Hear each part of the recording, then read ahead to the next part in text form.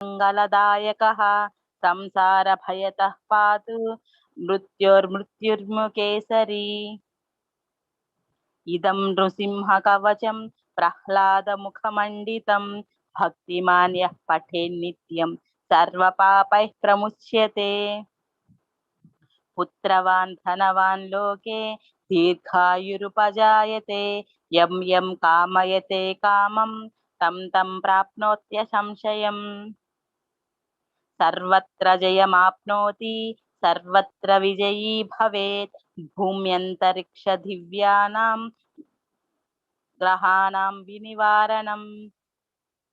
వృశ్చికోరగ సంభూత విశాపహరణం పరం బ్రహ్మ రాక్షస యక్షానాం దూరోత్సారణ కారణం. భూర్జేవా తాళపత్రేవా కవచం లిఖితం శుభం కరమూలే ధృతం ఏన సిద్ధ్యేయుః కర్మ సిద్ధయః. దేవాసుర మనుష్యేషు స్వం స్వమేవ జయం లభేత్ ఏకసంధ్యం త్రిసంధ్యం వా యః పఠేత్ నియతో నరః. సర్వమంగళమాంగళ్యం భుక్తిం ముక్తిం చ విందతి ద్వాత్రిశంతి సహస్రాణి పఠేత్ శుద్ధాత్మనాం నృణాం. కవచస్యాస్య మంత్రస్య మంత్రసిద్ధిః ప్రజాయతే అనేన మంత్రరాజేన కృత్వా భస్మాభిమంత్రణం. తిలకం విన్యసేధ్యస్తు తస్య గ్రహభయం హరేత్ త్రివారం జపమానస్తు దత్తం వార్యాభిమంత్ర్య చ. ప్రాశయేద్యో నరో మంత్రం నృసింహః ధ్యానమాచరేత్ తస్య రోగాః ప్రణశ్యంతి ఏ చ కుక్షి సంభవః. గర్జంతం గర్జయంతం నిజభుజ పటలం స్ఫోటయంతం హఠంతం రూప్యంతం తాపయంతం దివి భువి దితిజం క్షేపయంతం క్షిపంతం క్రందంతం రోషయంతం దిశి దిశి సతతం సంహరంతం భరంతం వీక్షంతం గూర్ణయంతం కరనికరశతే దివ్యసింహం నమామి. ఇది శ్రీ బ్రహ్మాండ పురాణే ప్రహ్లాదోక్తం శ్రీ నృసింహ కవచం సంపూర్ణం. జై నరసింహ శ్రీ నరసింహ జై జై నరసింహ.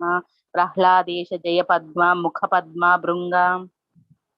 ఉగ్రం వీరం మహావిష్ణుం జ్వలంతం సర్వతోముఖం నృసింహం భీషణం భద్రం మృత్యుర్మృత్యుర్నమామ్యహం. ఉగ్రం వీరం మహావిష్ణుం జ్వలంతం సర్వతోముఖం నృసింహం భీషణం భద్రం మృత్యుర్మృత్యుర్నమామ్యహం. ఉగ్రం వీరం మహావిష్ణుం జ్వలంతం సర్వతోముఖం నృసింహం భీషణం భద్రం మృత్యుర్మృత్యుర్నమామ్యహం.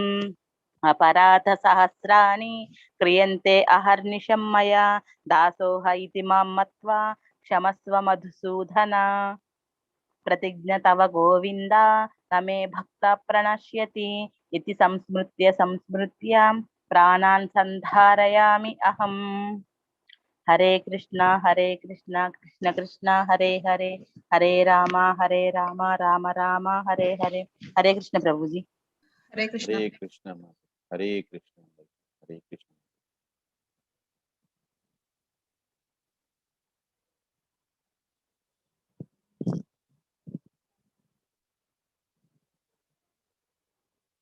హరే కృష్ణ. అల్పజ్ఞానినైనప్పటికీ కూడా నాకు ఈ సదవకాశాన్ని ఇచ్చిన దానికోసమని నా శిక్షక గురువు అయిన హిస్ గ్రేస్ నామనిష్ఠా ప్రభు పాదాలకి నేను ఎల్లవేళలా రుణపడి ఉంటాను. మరియు అజ్ఞానినైనప్పటికీ కూడా నాకు దీక్ష ఇచ్చిన దానికోసం అనేసని నేను నా గురు మహారాజ్ అయిన శ్రీ జయపతాక్ మహారాజ్ పాదాలకు నేను ఎల్లవేళలా రుణపడి ఉంటాను. మరియు దేవాది దేవుడు శ్రీకృష్ణుడు మరియు హరే కృష్ణ మహామంత్రం గురించి అవగతం చేసిన దానికోసమని నేను పరమ పూజ్యులైన శ్రీల ప్రభుపాదుల వారి పాదాలకు నేను ఎల్లవేళలా రుణపడి ఉంటాను. మరియు ప్రతి ఒక్క వైష్ణవులకి మరియు వాలంటీర్స్ అందరికీ కూడా ప్రతి ఒక్కరికి పేరు పేరున పాదాలకు శిరసాభివందనాలు. దయచేసి అందరూ నన్ను ఆశీర్వదించండి. So that right words right టైంకి రైట్ స్పిరిట్ లో వచ్చేలాగా.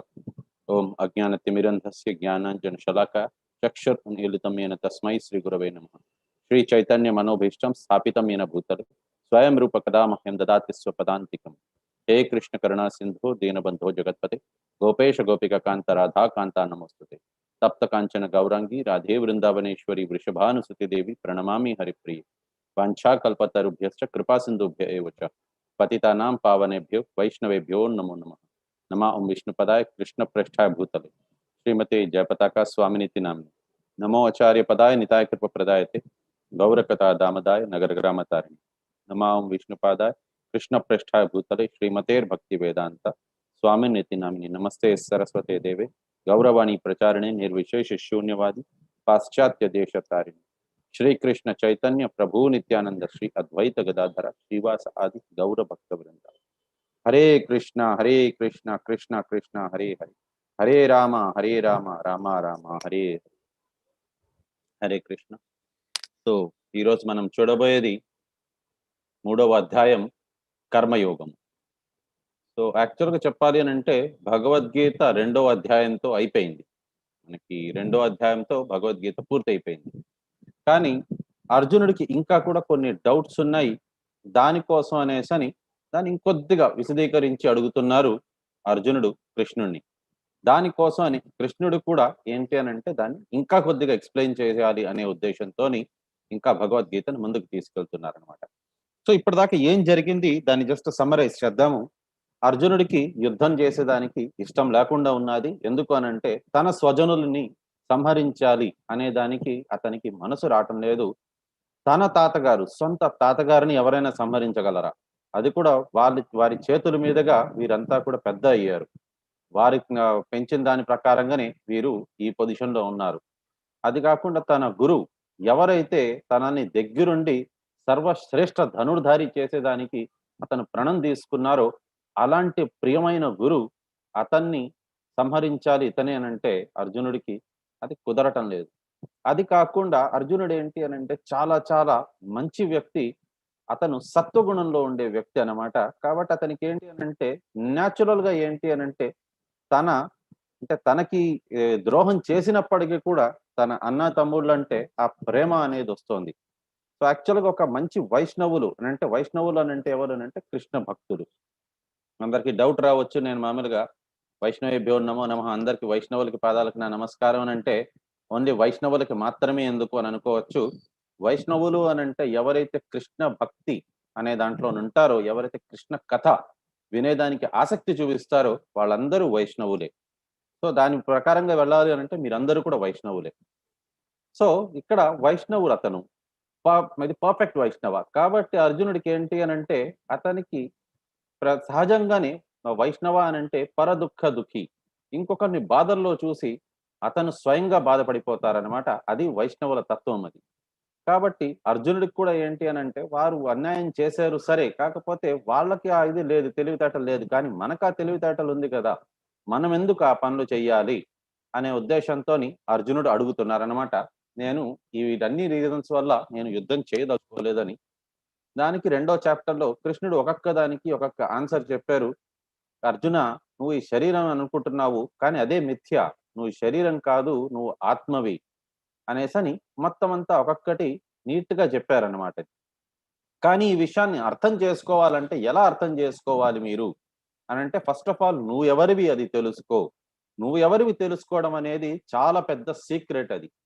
అది ఫస్ట్ సీక్రెట్ అనమాట. మనకి భగవద్గీత అనేది అంత ఈజీ బుక్ కాదు. అది ఎవరు పడితే వారికి అంత అర్థమైపోయే పుస్తకం కాదు. అది భగవద్గీతని తెలుసుకోవాలి అని అంటే ఫస్ట్ ఆఫ్ ఆల్ భక్తులు కావాలి. అర్జునుడు కృష్ణుడికి చాలా పెద్ద భక్తుడు. అతనంటే కృష్ణుడు అంటే అసూయ లేదు. కాబట్టే కృష్ణుడు అర్జునుడికి గీతా బోధన అనేది చేశారు.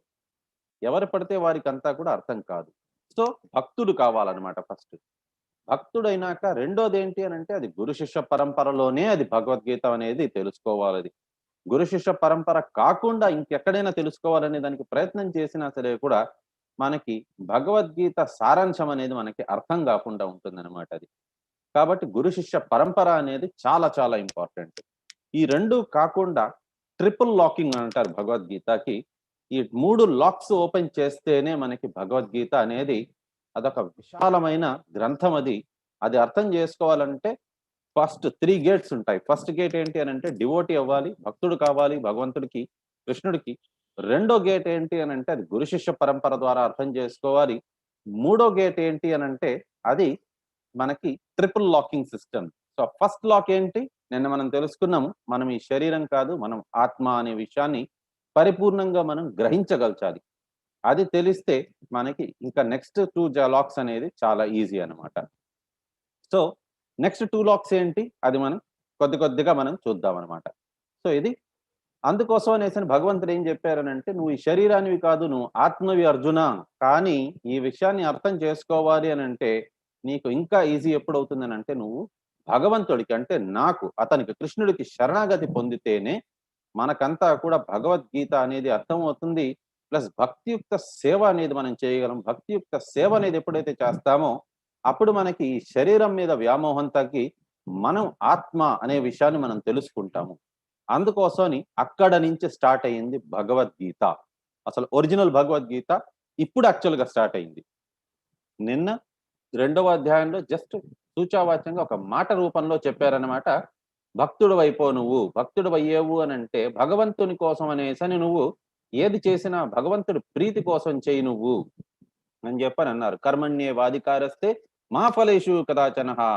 అంటే నీకు ఫలం మీద నీకు ఇది ఉండకూడదు. భగవంతునికి విడిచిపెట్టే అదంతా కూడా అని చెప్పని ఆ రకంగా స్టార్ట్ చేశారు. కానీ ఒరిజినల్‌గా భగవద్గీత అనగా ఏంటి అనంటే ఇప్పుడు స్టార్ట్ అవుతుంది మనకి మూడో అధ్యాయం నుంచి. ఒక్కొక్క స్టేజ్ బై స్టేజ్ ఇదంతా కూడా ఒక యోగ లాడర్ అన్నమాట ఇది. అంటే యోగా తలపు మెట్లు. యుజ్యతే ఇతి యోగా.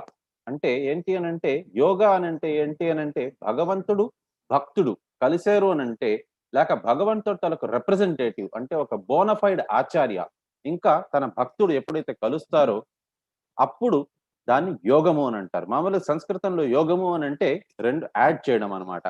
మన లైఫ్ లోని భగవంతుడిని యాడ్ చేసుకోవడాన్ని యోగా అని అంటారు. సో దాని గురించి మనం ఇప్పుడు తెలుసుకుందాం. దాంట్లో ఫస్ట్ స్టెప్ ఏది అనంటే కర్మయోగం. కర్మయోగం గురించి మనకిప్పుడు చెప్తున్నారు భగవంతుడు. సో ఇక్కడ ఏంటి అనంటే రెండవ అధ్యాయంలోని ముందు ఒకటి చెప్పారు. ఈ రకంగా అర్జునుడు చాలా కన్‌ఫ్యూజ్ అయిపోయారు. కృష్ణ నిన్న మీరు చెప్పారు అంటే రెండవ అధ్యాయంలో మీరు చెప్పారు. ఈ రకంగా మనకి ఏకం వద ఏదో ఒకటి చెప్పండి నాకు. మీరు చెప్పింది ఫస్ట్ ఏంటి అనంటే నయనం చిందంతి శస్త్రాణి నయనం దహతి పావకః అని చెప్పనన్నారు. అంటే ఆత్మని ఎవరు కూడా నాశనం చేయలేరు. ఏ అస్త్రంతోని దాన్ని కాల్చలేమని చెప్పారు. మరి ఒక్కొక్క శరీరాన్ని మారుస్తూ ఉంటుంది. కౌమారం యవ్వనం జర తథా దేహాంతర ప్రాప్స్మిన్ ధీరస్తత్ర న ముహ్యతే. ఒక్కొక్క శరీరాన్ని మారుస్తూ ఉంటుందని చెప్పారు. ఈ రకంగా చెప్పి నేనసలు ఏమీ చేయటం లేదు. ఆత్మ మారుస్తూ ఉంటుంది. నేను ఆత్మస్వరూపుడని అని చెప్పారు. కాబట్టి నేనేమి చేయాల్సిన అవసరం లేదన్నట్టుగా చెప్పారు. మళ్ళీ అట్ ది సేమ్ టైమ్ నేహాభిక్రమణాసోస్తి ప్రత్యవాయో న విద్యతే స్వల్పమప్యస్య ధర్మస్య త్రాయతే మహతో భయాత్ అన్నారు. అంటే నాకు భక్తి మార్గంలోని భగవంతుడి కోసం అనేసి నేను అంత సేవలు చేయనంటున్నారు. ఏది చేయాలి? ఏదో ఒకటిగా చెప్పండి నాకు. ఈ రకంగా నాకు 2, 3 చెప్తే నాకు కన్‌ఫ్యూజన్‌గా ఉన్నాది అనేసని అర్జునుడు అడుగుతున్నారు. దానికి భగవంతుడు చెప్తున్నారన్నమాట. అంటే నన్ను ఏ రకమైన భక్తిలోని నన్ను వెళ్ళమంటారు? అంటే నేను మీ గురించి ఫిలాసాఫికల్ స్పెక్యులేషన్ మీ గురించి తెలుసుకోవడం బెటరా? లేకపోయిందా భక్తియుక్త సేవ చేయడం బెటరా అనంటే దానికి కృష్ణుడు చెప్తున్నారు, "అర్జున నేను నీకు ఆల్రెడీ చెప్పాను. 2 రకాల మనుషులుంటారు. నువ్వు ఈ శరీర తత్వం నుంచి బయటికి రావాలి, ఆత్మతత్వం తెలుసుకోవాలి అనంటే 2 రకాలుగా తెలుసుకోవచ్చు. అది ముందే చెప్పాను. ఒకటేంటి అనంటే భగవంతుడి గురించి తెలుసుకోవడం. అది. రెండోదేంటి అనంటే భక్తియుక్త సేవ చేయడం. సో, ఈ రెండిటి ద్వారా ఒకరెవరైనా సరే కూడా కర్మయోగాన్ని అంటే భగవంతుడిని పొందగలరు అనంటున్నారు. కాకపోతే everyone is forced to act helplessly according to the qualities he has acquired from the modes of material nature. కాకపోతే ఫిలాసాఫికల్ స్పెక్యులేషన్ అంటే ఏంటి అనంటే ఊరికనే భగవంతుడి గురించి తెలుసుకునే దానికంటే కూడా ఏంటి అనంటే భక్తియుక్త సేవ చేయడం అనేది బెటర్ ఎప్పటికైనా సరే కూడా. ఎందుకు చేయాలి భక్తియుక్త సేవ అనంటే మనం ఏం చేయకుండా కేవలం భగవంతుడి గురించి తెలుసుకుందామని అనుకుంటే కూడా తెలుసుకోవచ్చు మంచిదే. కానీ మనం ఏంటి అనంటే 3 రకాల గుణాలుంటాయి మనకి. సత్వగుణం, రజోగుణం, తమోగుణం. ఈ 3 గుణాలు మన మీద ఎల్లప్పుడూ కూడా ఎప్పుడైతే మనిషి రూపంలోననే కాదు, ఏ జీవ జంతువులాగైనా సరే కూడా ఇది జీవి ఇది తీసుకున్నారు అంటే జన్మ తీసుకున్నారంటే భూలోకంలోని వారికేంటి అనంటే వారి మీద ఈ 3 గుణాలు, త్రిగుణాలు కూడా వారి మీద యాక్ట్ చేస్తూ ఉంటాయన్నమాట. వారిని లాగుతూ ఉంటాయి వారి పక్కకి. కాబట్టి అలాంటప్పుడు మనం ఒక్క క్షణం కోసం అని కూడా మనం తప్పించుకొని వాటి నుంచి తిరగలేము. త్రిగుణాలు మన మీద యాక్ట్ చేస్తూ ఉంటాయి. ఒకసారి సత్వగుణం మన మీద యాక్ట్ చేసినప్పుడు మంచివారిలాగా ప్రవర్తిస్తూ ఉంటాం. అదే కొన్నిసార్లు రజోగుణం మన మీద యాక్ట్ చేసినప్పుడు మనం ఒక రకంగా ప్రవర్తిస్తాం. అదే తమోగుణం మన మీద యాక్ట్ చేసినప్పుడు మనం ఇంకో రకంగా ప్రవర్తిస్తాం. ఇదే యాక్చువల్‌గా ఏంటి అనంటే మల్టిపుల్ పర్సనాలిటీ డిసార్డర్ అంటారు. ఇది ప్రతి ఒక్క జీవిలోని మల్టిపుల్ పర్సనాలిటీ డిసార్డర్ ఉండేది ఉంటుంది. కాకపోతే ఆ క్వాంటిటీ అనేది లెస్ లాగుంటుంది. చాలా తక్కువ ఉంటుందన్నమాట. ఎప్పుడైతే ఒక మనిషి మీద ఈ త్రిగుణాలు కూడా డిఫరెంట్ దీనికి ఎక్స్‌ట్రీమ్స్‌కి లాక్కొని వెళ్ళిపోతుందో, అప్పుడు మనిషి బిహేవియర్ కూడా చాలా ఎక్స్‌ట్రీమ్‌గా మారిపోతూ ఉంటుంది. సో, టెక్నికల్లీ సైకలాజికల్ లాంగ్వేజ్‌లోని దీన్నే మల్టిపుల్ పర్సనాలిటీ డిసార్డర్ అంటారు. ఒకే మనిషి డిఫరెంట్ రకాలుగా ఉంటారనమాట. ఎందుకుంటారు? ఒకసారి మంచిగా ఉండేటప్పుడు ఎందుకోసం మంచిగుంటారు అనంటే, వాళ్ళ మీద సత్వగుణం వాళ్ళ మీద యాక్ట్ చేస్తూ ఉంటుంది. కొన్నిసార్లు చాలా భావోద్వేగాలతోని ఈవెన్ మీరు కూడా అబ్జర్వ్ చేసుకోండి. ప్రతి ఒక్కరిలోని మల్టిపుల్ పర్సనాలిటీ డిసార్డర్ అనేది ఉంటుంది. కొన్నిసార్లు మీరు కూడా ఏంటి అనంటే తెలియకుండానే ఒక్కసారితో ఆవేశం బాగొచ్చేస్తుంది. అరిచేస్తారు. అరిచేసినాక మళ్ళీ బాధపడతారు. అయ్యో! నేనెందుకు ఈ మాట అన్నాను నేను అనేసని.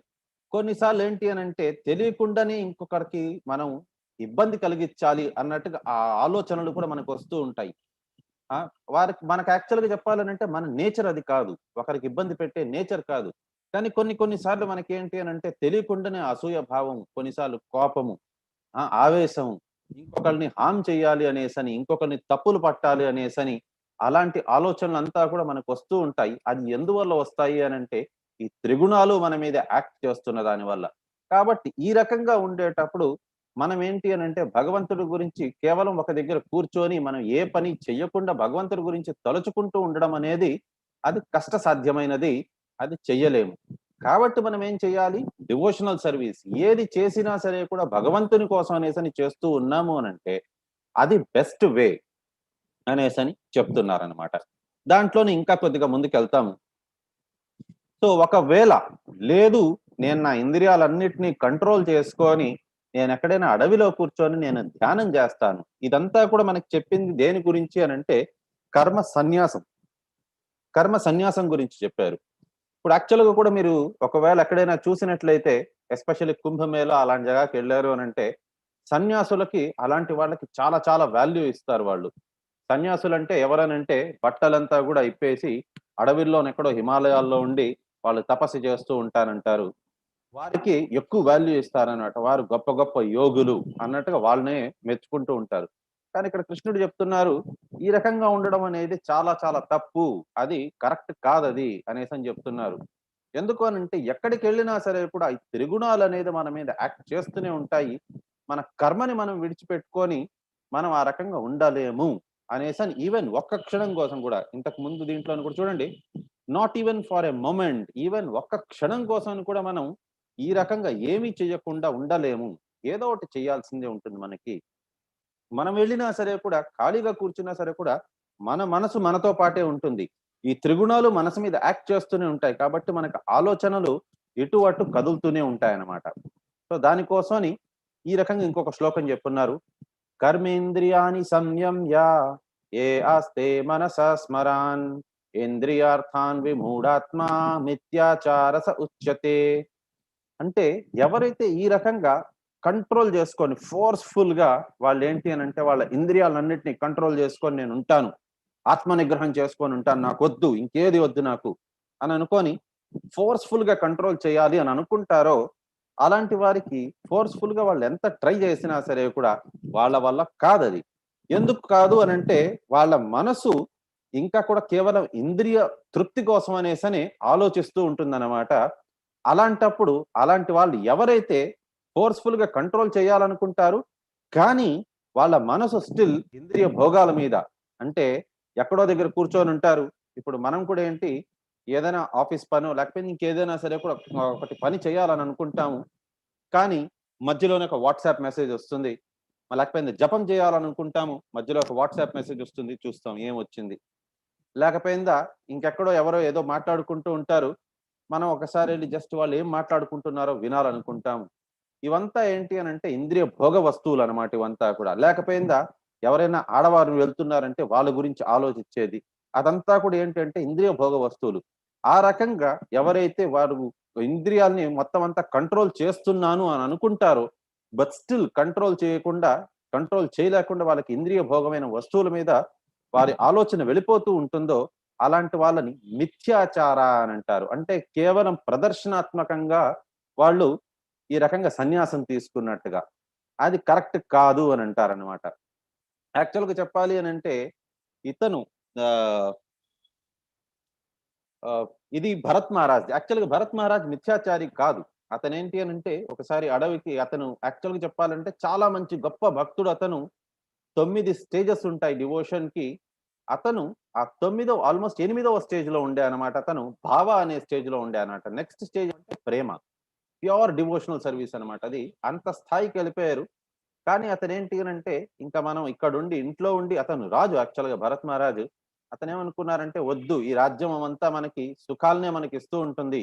ఇలాంటి సుఖాల మధ్యన ఉన్నాను అనంటే, నాకు భక్తి అనేది పోతుంది అని అతను అడవి లోపలికెళ్ళిపోయి, అడవిలోని అతను తపస్సు చేసుకుందాం, భక్తి చేసుకుందాం అని అనుకున్నారతను. అతను ఆ టైంలోని చేస్తున్నప్పుడు ఏమైందనంటే, ఒక జింక, ఆడ జింక, గర్భవతి అయిన జింక ఒక పులి వెంటాడుతూ ఉంటుందన్నమాట ఆ జింకని. సో, గర్భిణి అయిన జింకని. ఆ జింక నీళ్ళలో దూకేసి, ఆ భయం వల్ల ప్రసవించేస్తుందన్నమాట. ప్రసవించిన ఆ తర్వాత ఏమవుతుందనంటే, ఆ నీళ్ళల్లోని ఇది అలిసిపోయిన ఆ జింక ఊపిరాడక నీళ్ళల్లోనే మునిగి చచ్చిపోతుందన్నమాట. కానీ ఆ చిన్న పిల్ల, జింక పిల్ల, నీళ్ళల్లో పుట్టిన జింక పిల్ల కొట్టుమిట్టాడుతూ ఉంటుందన్నమాట. నీళ్ళ ఒడ్డు రాలేకుండా నీళ్ళలో మునిగిపోతూ ఉంటే, ఆ జింక ఎలాగో చచ్చిపోయింది. పాపం ఆ పిల్లనైనా కాపాడదాం అని చెప్పని భరత్ మహారాజ్ ఎళ్తారు. ఆ జింక పిల్లని కాపాడతారు.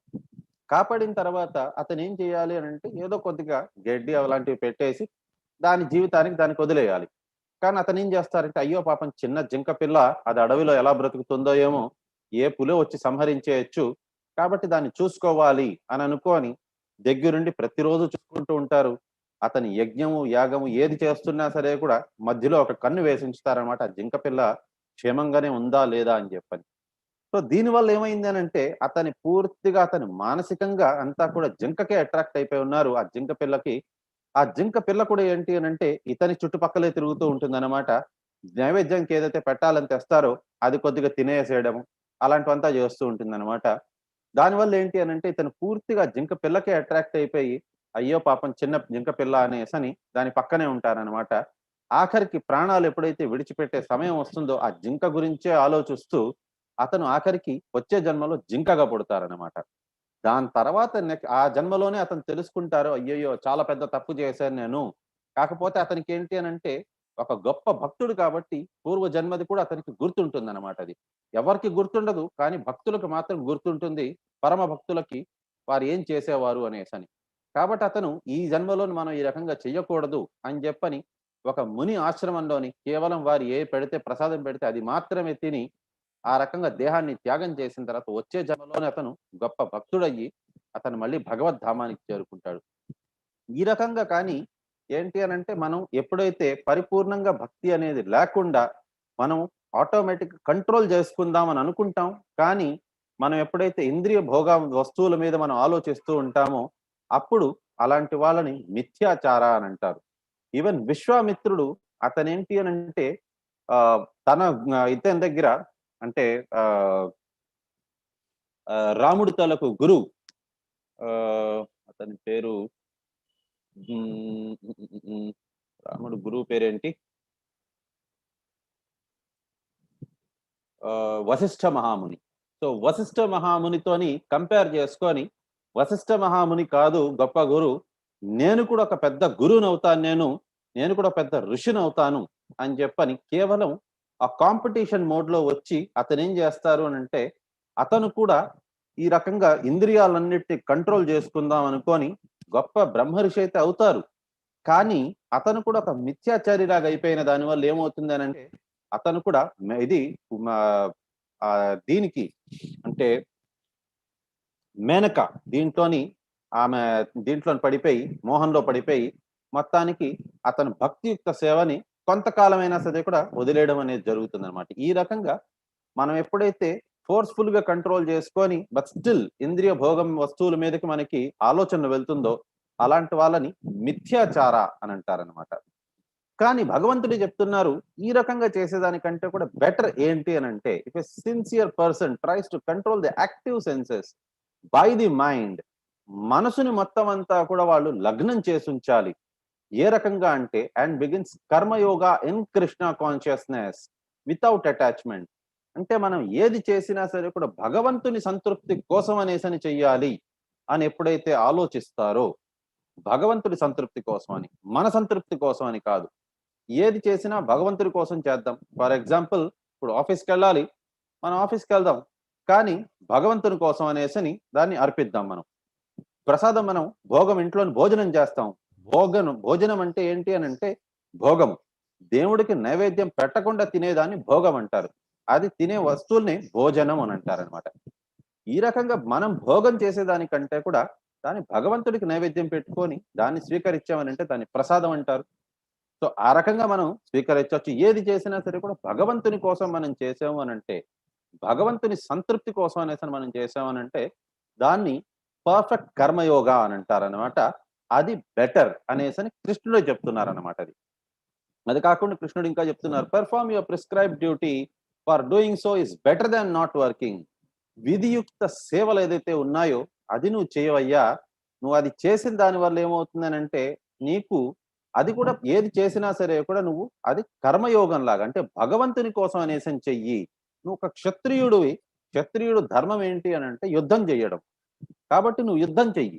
యుద్ధం చేసావనంటే దాని ప్రకారంగా నువ్వు నీకు విధియుక్త ధర్మము నువ్వు చేసినట్టుగా, కాబట్టి ఆ రకంగా చేసుకొనుంటే నీకు పాపం అనేది చుట్టుకోదు. నువ్వు భగవంతుని కోసం అనేసని అది విడిచిపెట్టే నువ్వు అని చెప్పని ఫలితాన్ని ఆ రకంగా చెయ్యి నువ్వు అని అంటున్నారనమాట. One cannot even maintain one's physical body without work. ఏదైనా సరే కూడా అంటే పని అనంటే ఇక్కడ ఏంటి విధియుక్త ధర్మం అనంటే ఏంటి అనంటే, భగవంతుడు చెప్పేదాని అర్థం ఏంటి అనంటే, పూర్వకాలంలోని ఒక గురుకులానికి ప్రతి ఒక్క శిష్యుడిని పంపించేవారనమాట. పంపించినప్పుడు గురుకులంలోని గురువు టెస్ట్‌లు పెడతారనమాట. వారికి పనులు అప్పజెప్తారు. చాలా చాలా రిగరస్ పనులు అప్పజెప్తారనమాట. ఆ పనులంతా బట్టి వారినంతా కూడా డివైడ్ చేస్తారు. వాళ్ళు ఏ గుణంలో ఉన్నారు అనేసని. శుద్ధ సత్వంలో ఉన్నారా? సత్వంలో ఉన్నారా? లేకపోతే రజోగుణంలో ఉన్నారా? లేకపోతే తమో గుణంలో ఉన్నారా? శుద్ధ సత్వంలో ఉండేవారు వాళ్ళు బ్రాహ్మణులు. వారికేంటి అనంటే కేవలం వారికే మొత్తం భగవద్గీత అలాంటివంతా కూడా గొప్ప గొప్ప భగవంతుని తరపు గ్రంథాలు అవంతా కూడా వారికి ఉపదేశించేవారనమాట. ఎవరైతే సత్వగుణంలో ఉంటారో అలాంటి వారికి ఏంటి అనంటే వాళ్ళని క్షత్రియులు అని పిలుస్తారనమాట. అలాంటి వాళ్ళకి యుద్ధ కళ నేర్పిస్తారు. సో, నెక్స్ట్ రజోగుణంలో ఉండే వాళ్ళకి వారికేంటి అనంటే వైశ్యుల్లాగా. వారికేంటి అనంటే కామ కోరికలు ఇంకా నాకింకా కావాలి. ఇది చేయాలి, అది చేయాలి అన్నట్టుగా ఉండే వాళ్ళకి సరే మీరు వ్యాపారం, వాణిజ్యం అంతా చూసుకోండి అని వారికి వ్యాపారం ఇచ్చేవారనమాట. నెక్స్ట్ ఎవరైతే తమో గుణంలో ఉంటారో వారికి ఏది చెప్పినా అర్థం కాదో అలాంటి వారికి ఏంటనంటే శూద్ర కేటగరీ కిందకి ఏసేసేవారు. వాళ్ళకి మీరు ఏదైనా సరే కూడా మిగతా క్యాస్ట్ వాళ్ళు చెప్పినేటివి అది మీరు అంటే యాక్చువల్‌గా క్యాస్ట్ కాదు ఇది వర్ణాశ్రమ ధర్మం ఇది. సో, వర్ణాశ్రమ ధర్మం ఇప్పుడు కాలంలో నుండేది అంటే ఒక బ్రాహ్మణుడు కొడుకు బ్రాహ్మణుడే కావాలి, క్షత్రియుడు కొడుకు క్షత్రియుడే కావాలి. ఇది కాస్ట్ సిస్టమ్ ఇది. ఇది యాక్చువల్‌గా భగవద్గీతలో చెప్పబడింది కాదిది. ఒరిజినల్‌గా ఏంటి అనంటే వాళ్ళంతా కూడా ఈ గుణాల బట్టి వాళ్ళని డివైడ్ చేసేవాళ్ళు. గుణాల బట్టి వారికి ఏంటి అనంటే ఈ వర్ణాశ్రమ ధర్మం అనేది వారికి అప్పజెప్పేవారనమాట. కాబట్టే అప్పటి కాలంలోని యుద్ధ కళ కూడా ఎవరికి నేర్పించేవారంటే సత్వగుణంలో ఉండేవారికి నేర్పించేవాళ్ళు. సత్వగుణంలో ఉండేవారు ఎలాంటి వారంటే ఇంకొకళ్ళ మీద ఊరూరికే హార్మ్ చేయడం అలాంటివంతా ఉండేది కాదనమాట. వారేంటి అనంటే కేవలం ఆత్మ సంరక్షణ కోసం లేకపోయిందా వారికంటే కూడా తక్కువ బలహీనుల్ని ప్రొటెక్ట్ చేసేదాని కోసం అని మాత్రమే వాళ్ళు ఖడ్గము అంతా కూడా ఎత్తేవారనమాట. సో, ఆ రకంగా ఉండేది. సో, ఒక్కొక్కళ్ళకి కూడా ఒక్కొక్క విధియుక్త ధర్మం అనేది ఉండేదనమాట. దాని ప్రకారంగా వాళ్ళు చేసుకుంటూ వెళ్ళాలి. బ్రాహ్మణులకి ఏంటి అనంటే సమోదమః తపః శౌచం క్షాంతిరర్జవమేవ చ జ్ఞానం విజ్ఞానం ఆస్తిక్యం బ్రహ్మకర్మ స్వభావజం. ఈ రకం 7 గుణాలు ఉండేవి. ఈ 7 గుణాలు వాళ్ళు ఫాలో కావాలి. క్షత్రియులకి ఏంటి అనంటే 5 గుణాలు, వైశ్యులకి 3 గుణాలు, శూద్రులకు 1 గుణం అనేది ఫాలో కావాలి అనేసని ఉండేదనమాట అది. ఆ రకంగా ఎవరైతే వాళ్ళ డ్యూటీస్ వాళ్ళు చేసుకుంటూ ఎళ్తారో భక్తియుక్త సేవలోని ప్రతి ఒక్కరు కూడా భగవంతుని కోసమని భగవంతుని సంతృప్తి పరిచే దాని కోసమని వాళ్ళ విధియుక్త సేవని చేసుకుంటే అది చాలు అని చెప్పారనమాట. సో యజ్ఞార్థాత్ కర్మణోన్యంత్ర లోకోయం కర్మ బంధన తదార్థం కర్మ కౌంతేయ ముక్త సంఘ సమాచర. ఇక్కడ మోస్ట్ ఇంపార్టెంట్ ఏంటి అని అంటే, ఏ పని చేసినా ఏ కార్యము చేసినా సరే కూడా ఆ యజ్ఞము దాన్ని భగవంతుని కోసం అని అంటే విష్ణు కోసం అనేసనే అది అర్పించేలాగా ఉండాలి. ఆ రకంగా ఏది చేసినా సరే కూడా అది దానికి కర్మ బంధనాత్ అనేది ఉండదు అని అంటున్నారనమాట. చూడండి, యజ్ఞార్థాత్ కర్మను యంత్ర లోకోయం కర్మ బంధనాహ. యాక్చువల్ గా చెప్పాలి అని అంటే మనకి భగవద్గీతలో నుంచే మొత్తం అంతా కూడా మనకి సైన్స్ లో ఏదైతే మనకి ఇదొచ్చిందో మనకి వచ్చిన ఈ పాస్టులేషన్స్ అవంతా కూడా థియరీస్ అవంతా కూడా యాక్చువల్ గా మన దీని నుంచి తీసుకునేటివే, భగవద్గీత నుంచి తీసుకునేటివే. ఇప్పుడు నిన్న మనం చూసాము, ఆత్మ అనేది నాశనం చేయబడదు, అది కేవలం ఒక్కొక్క శరీరాన్ని మారుస్తూ ఉంటుంది అనేసని. దాన్నే మనకి దీంట్లోని సైన్స్ లో చెప్పున్నారు, energy can neither be created nor can be destroyed but can only be transformed from one form to the other. So ఈ రకంగా law of conservation of energy అనేది ఎక్కడి నుంచి వచ్చింది అని అంటే మన భగవద్గీత నుంచే. మనకి కౌమారం యవ్వనం జరా తథా దేహాంతర ప్రాప్స్మిన్ ధీరస్తత్రణ ముఖ్యతే. సో మాతృస్పృశ్యస్తు కౌంతేయ శీతోష్ణో సుఖ దుఃఖద ఆగమో పాయినో నిత్య తాం స్థితి భారత. ఇవంతా కూడా శీత ఉష్ణాల్లాగా మనకి ఇవంతా తట్టుకోవాలి అనేసని చెప్పారు. అండ్ శరీరాన్ని మారుస్తూ ఉంటుంది ఇది అనేసి చెప్పారు. ఇదంతా కూడా సైన్స్ లోని కాపీ కొట్టారు, యాజ్ ఇట్ ఈస్ గా తీసుకున్నారు. ఇక్కడ మనకు చెప్తున్నది ఏంటి అని అంటే, కర్మ అనేది మంచి కర్మ కావచ్చు లేక చెడు కర్మ కావచ్చు, ఏ రకమైన కర్మనున్నా సరే కూడా దానికి కర్మ బంధనాత్ అనేది ఉంటుంది అనేసని. మనం చెడు కర్మ చేసామనంటే దానికి కర్మకి తగినట్టుగా కర్మ ఫలితం మనకి, చెడు కర్మకి మనకి చెడు ఫలితం అనేది దక్కుతుంది. మంచి కర్మ చేసామనంటే కూడా స్టిల్ దానికి కూడా కర్మ బంధనాత్ అనేది ఉంటుంది. ఫర్ ఎగ్జాంపుల్, ఒక భిక్షగాడికి మనం డబ్బులు వేసాము, వచ్చే జన్మలో ఏంటి అని అంటే ఈ రోజు మనం ఈ జన్మలో మనం ఒక మంచి కర్మ చేసాం కాబట్టి దానికి పుణ్యానికి మనకి స్వర్గానికి వెళ్తాము, మళ్ళీ తిరిగి వస్తాము. కానీ మళ్ళీ వచ్చే జన్మలో ఏమవుతుంది అని అంటే, ఒక భిక్షగాడికి ఎవరికైతే మనం దానం చేసామో అది కర్మ బంధనాత్. నెక్స్ట్ జన్మలో మనం భిక్షగాళ్ళు అవుతాము, అతను డబ్బు గలవాడు అవుతాడు, అతను మనకి దానం చేయాల్సింది ఉంటుంది అన్నమాట అది. సో ఈ రకంగా కర్మ బంధనాత్ అనేది ఉంటుందన్నమాట. మనం మంచి కర్మలు చేసినా స్టిల్ అది కూడా అటాచ్మెంట్ అనేది, దానికి కూడా అటాచ్మెంట్ అనేదే కారణం అయిపోతుంది అనమాట. మళ్ళీ మళ్ళీ జన్మ తీసుకోవాల్సిన దానికి కారణమే ఇదనమాట, కర్మ బంధనాత్ అనేది. దీన్నే సైన్స్ లోని ఇది చేశారు, every action in this world has equal and opposite reaction. Newton's law of motion అనేది కూడా దీని నుంచే కాపీ కొట్టారు అనమాట ఇది.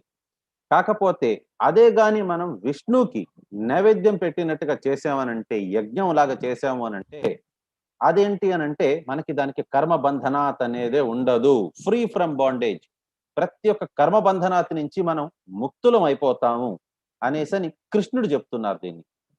అందుకోసమనే ప్రతి ఒక్కరు కూడా ఈ రకం కర్మల నుంచి, బంధనాల నుంచి విముక్తి కావాలి అనే ఉద్దేశంతోనే దీంట్లో అధ్యాయంలో 10వ శ్లోకంలో భగవంతుడు చెప్తున్నారు, ముందు నుంచి కూడా భగవంతుడు ఈ రకంగా మనుషులందరినీ కూడా పంపించారు. మనుషులతో పాటు 33 కోట్ల దేవీ దేవతల్ని కూడా పంపించారు.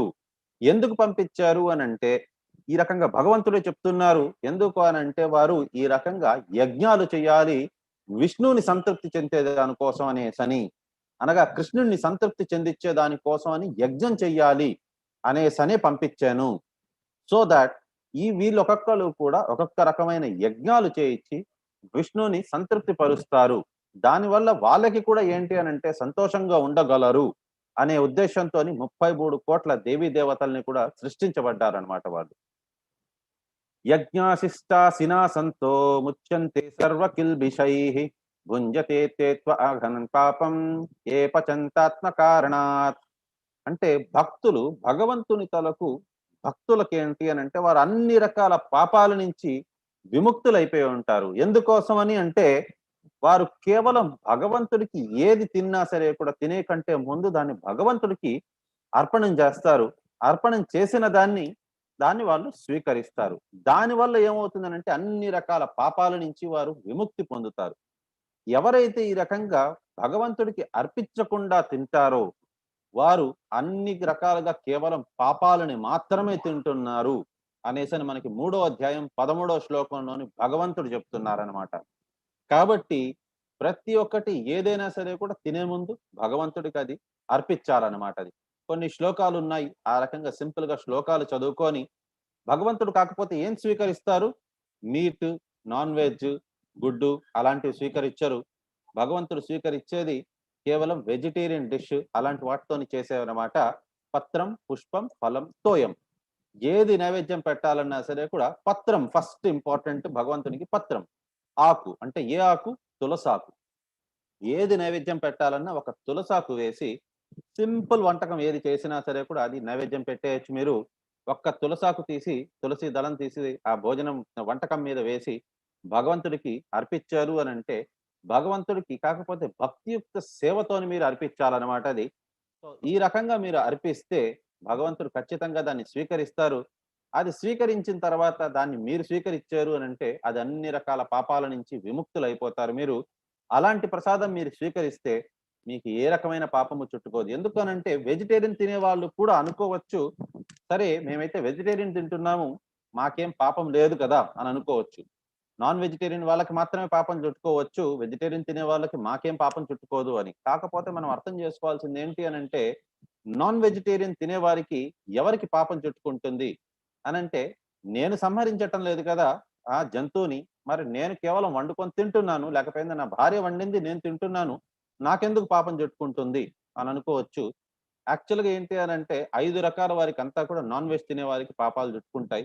ఒకటి జంతువుని సంహరించేవారు. రెండోది దాన్ని ట్రాన్స్‌పోర్టేషన్ చేసేవారు. 3 దాన్ని వండేవారు. 4 దాన్ని వడ్డిచ్చేవారు. 5 దాన్ని స్వీకరించేవారు. ఐదుగురికి సరిసమానంగా పాపం అంతా చుట్టుకుంటుందనమాట. ఈ రకంగా. కానీ మరి వెజిటేరియన్ తినేవాళ్ళు వాళ్ళనుకోవచ్చు, మరి నేనేం పాపం చేయటం లేదు గదా! నేను నాన్ వెజ్ తినటం లేదు అని. కానీ ఏమవుతుందనంటే పెస్టిసైడ్స్ ఆ రకంగా అంతా కూడా రకరకాలుగా దాన్ని ఈవెన్ తవ్వేటప్పుడు కూడా కొన్ని రకాల పురుగులు చచ్చిపోవచ్చు. లేకపోయింది ఏదో ఒక రకంగా మనం ఒక జీవ హింస అనేది ఖచ్చితంగా ఇన్వాల్వ్ అయ్యుంటుంది. ఈవెన్ ఆ మొక్కకి కూడా మనం కట్ చేస్తున్నామనంటే ఆ మొక్కకి కూడా ఇది చేస్తున్నట్టుగానే, హింస చేస్తున్నట్టుగానే ఒక రకంగా. కాకపోతే భగవంతుడు చెప్తున్నది ఏంటి అనంటే పత్రం, పుష్పం, ఫలం, తోయం వెజిటేరియన్ ఫుడ్ ఏదైనా సరే కూడా ఒక తులసాకేసి నైవేద్యం పెట్టండయ్యా. ఏమీ లేదనంటే కనీసం ఒక గ్లాసుడు నీళ్ళల్లోని భగవంతుడి కోసం ఒక సెపరేట్‌గా గ్లాస్ పెట్టి, నీళ్లు పెట్టి దాంట్లో ఒక తులసాకు వేయండి. అది నైవేద్యం పెట్టండి. చాలు. దానికే నేను సంతృప్తి పడిపోతాను. తోయం అని జెప్పారు. అదైనా పెట్టండి చాలు. నేను సంతోషపడిపోతాను. సంతృప్తి పడిపోతాను నేను.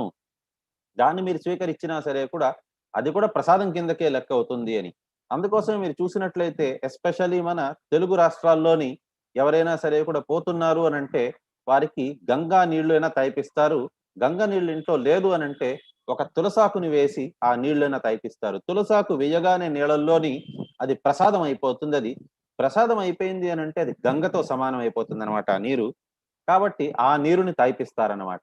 కానీ అదే ఆలోచించండి మనం ప్రతిరోజు అదే నీరు స్వీకరిస్తున్నాము. దేవుడికి నైవేద్యం పెట్టిన ప్రసాదాన్నే స్వీకరిస్తున్నాము అనంటే, అలాంటప్పుడు ఆఖరి క్షణంలో మాత్రమే ఆ నీరు తాగాల్సిన అవసరమే లేదు మనకి.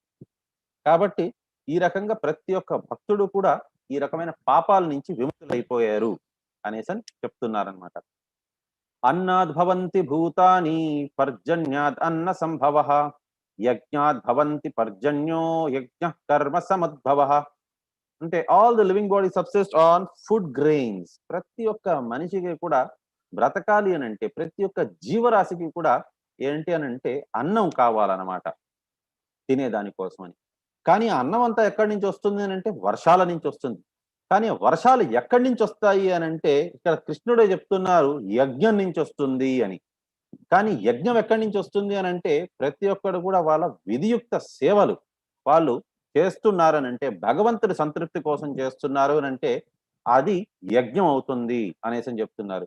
యాక్చువల్‌గా మనకేంటి అనంటే మొత్తం శరీరంలోని మనకి ఇక్కడ చెప్పబడింది ఏంటి అనంటే మొత్తం శరీరానికి పౌష్టికతం కావాలి అనంటే ఒక్కొక్క వేలుకి, ఒక్కొక్క చేతులకి, తలకి, కాళ్ళకి అన్నిటికి మనం సెపరేట్‌గా మనం భోజనాన్ని ఆఫర్ చేయాల్సిన అవసరం లేదు.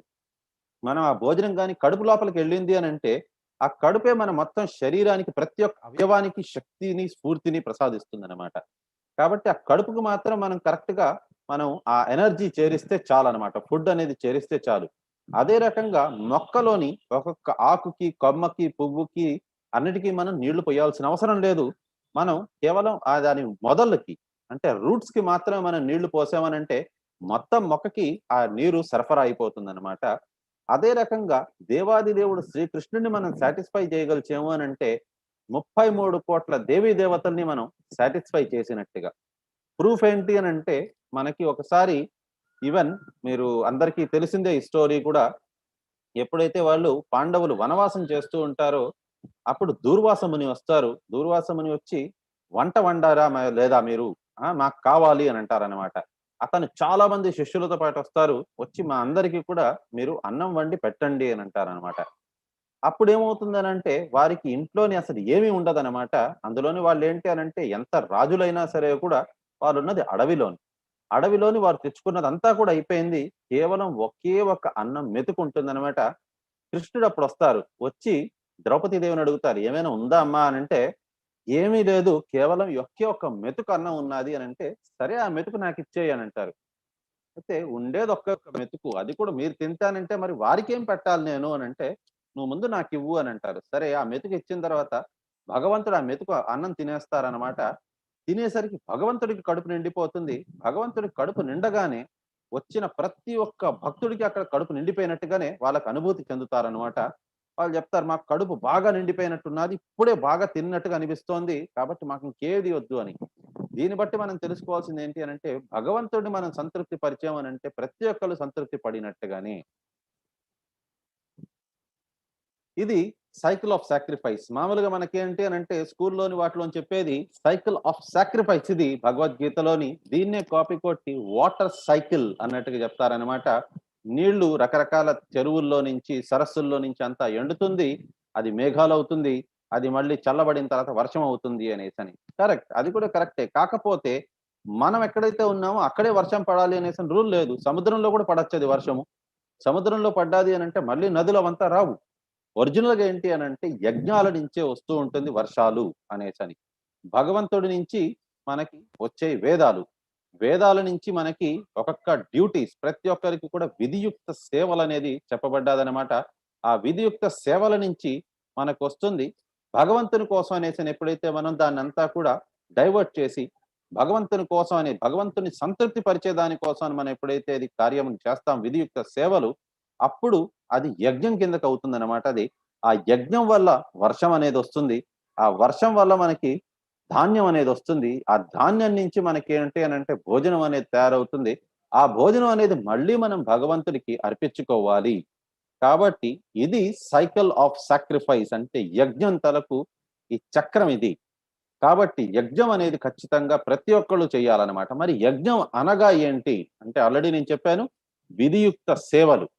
కాకపోతే కలియుగంలోని విధియుక్త సేవ ఏంటి మరి? అప్పుడు మీరు చెప్పింది అప్పటి కాలందది. ఒక్కొక్కళ్ళు గుణాలు బట్టి వారికి ఈ దీంట్లోని వాళ్ళని అంటే చాతుర్వర్ణంలోని వాళ్ళని డివైడ్ చేసేవాళ్ళు. దాన్ని బట్టి వాళ్ళకిచ్చేవాళ్ళు కర్మలంతా కూడా.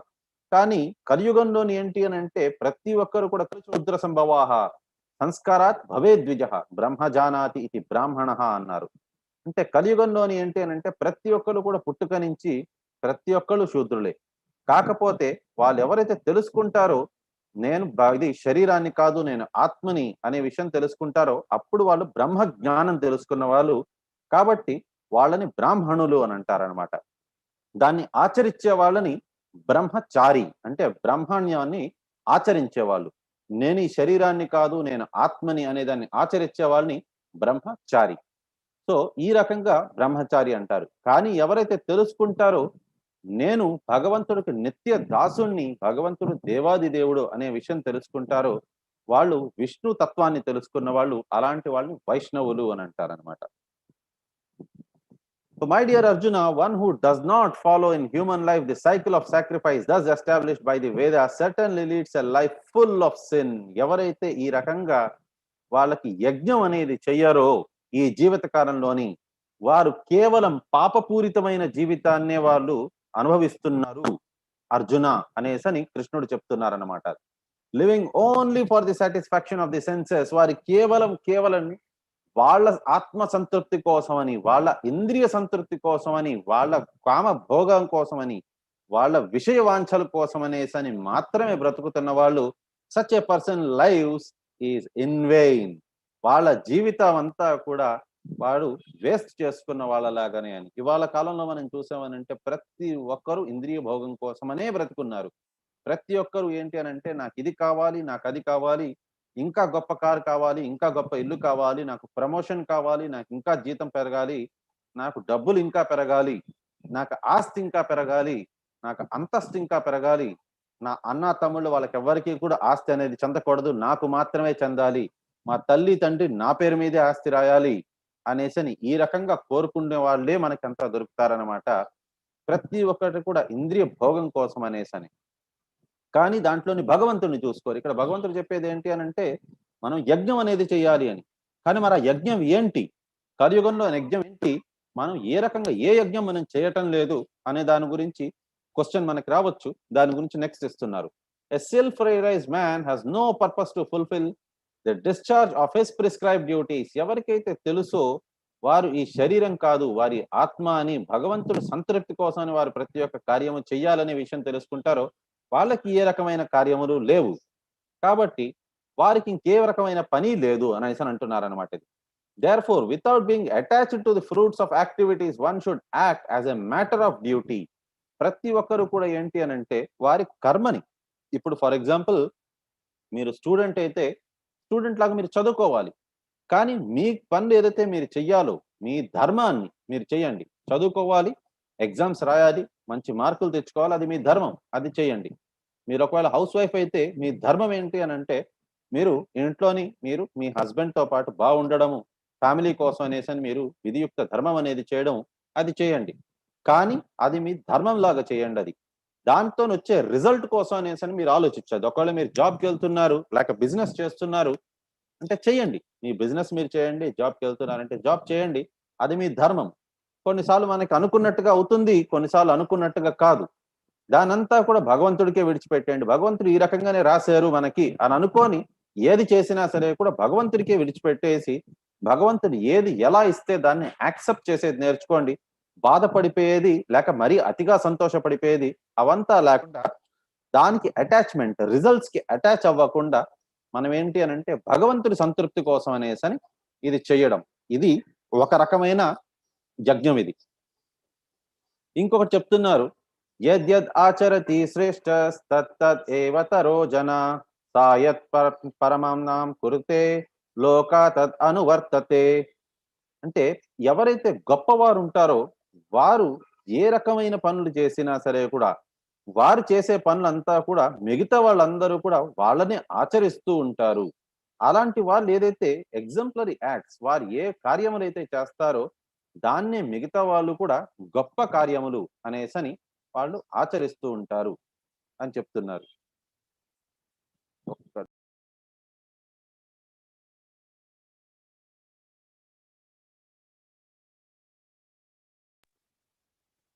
యాహ్!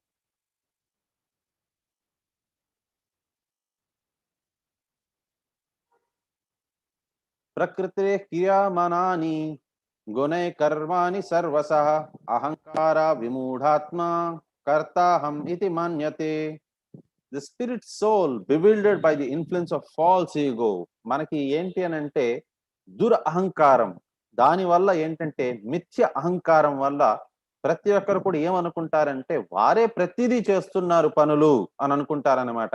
కొన్నిసార్లు మనకి ఏదైనా సరే కూడా బాగా జరుగుతోంది అని అంటే ఎస్ నేను ఇక్కడ ఎలా జరిగింది ఇంత బాగా ఎలా చేశారు అని అంటే నేను దానికి అంత కష్టపడ్డాను, నేను దానికి ఇంత కష్టపడ్డాను, నేను ఇదంతా ప్లాన్స్ వేసాను, నేను ఆ రకంగా నేను గొప్ప గొప్ప ప్లాన్స్ వేసిన దానివల్ల ఇదంతా సక్సెస్ఫుల్ అయ్యింది అని మనం అనుకుంటాము. కానీ అదంతా కూడా దురహంకారం మాత్రమే. మనం చేసేది ఏది కూడా జరగదు. చాలా సార్లు మనం ప్లాన్ చేసినప్పటికి కూడా అది ఫెయిల్ అయిపోయి ఉంటుంది. కానీ కొన్నిసార్లు మనం ప్లాన్ చేయకపోయినా కూడా మంచి సక్సెస్ అనేది మనకు తగులుంటుంది. అదంతా కూడా దేనివల్ల అనంటే ఈ 3 త్రిగుణాలు మన మీద యాక్ట్ చేసిన దాని వల్లనే మనకు జరుగుతోంది. కానీ మరి అలా అనేసని మనం కర్మని చేయకూడదా అనంటే అది చేయకుండా ఉండకూడదు. కర్మ అనేది ఖచ్చితంగా చేయాలి. మనం ఏ పనైతే మనం చేయవలసిందున్నాదో విధియుక్త ధర్మం అది ఖచ్చితంగా చేయాలి కానీ ఫలితం కోసం మనం ఆశించకూడదు అనేది చెప్తున్నారనమాట. తత్వవిత్తు మహాబాహో గుణకర్మ విభాగయో గుణగుణేషు వర్తాన ఇది మత్వా సజ్జతే. One who is in knowledge of the absolute truth, ఎవరికైతే భగవంతుడి గురించి పరిపూర్ణమైన జ్ఞానం ఉంటుందో, O mighty arm does not engage himself in the senses and sense gratification. అటువంటి వారు ఎప్పుడు కూడా వారి ఇంద్రియ భోగములు వస్తువుల కోసమని మరియు ఇంద్రియ భోగం కోసం అనేసని పరితపించిపోరు వాళ్ళు. Knowing well the difference between work in devotion and work for fruitive results. ఇంద్రియ భోగములు మరియు ఇంద్రియ సంతృప్తి కోసం అనేది ఏంటి అని అంటే కేవలం ఫ్రూటివ్ రిజల్ట్స్. దాని నుంచి ఏదో ఒకటి నాకు ఇది చేశానంటే నాకు ఇది వస్తుంది అనేసి ఎవరైతే కోరుకుంటారో అది తప్పు.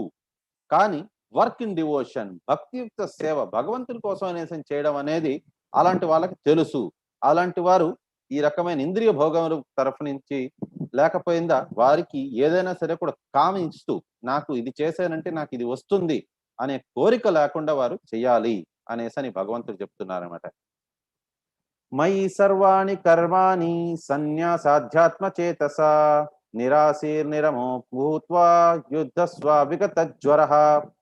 Therefore, O Arjuna, surrendering all your works unto me. కాబట్టి ఓ అర్జున, ప్రతి ఒక్క కార్యముని నువ్వు చేసే ప్రతి ఒక్క కార్యముని కూడా నా కోసం అనేసనే నువ్వు చెయ్యి, నాకే నువ్వు పూర్తిగా శరణాగతి పొందు అనేసి అని అంటున్నారు. మయి సర్వాణి కర్మాణి సన్యాస అధ్యాత్మ చేతస, నాకే నువ్వు పూర్తిగా శరణాగతి పొందు అర్జున అనేసని కృష్ణుడు చెప్తున్నారన్నమాట. అది కూడా ఎలాగా? Without desire for profit.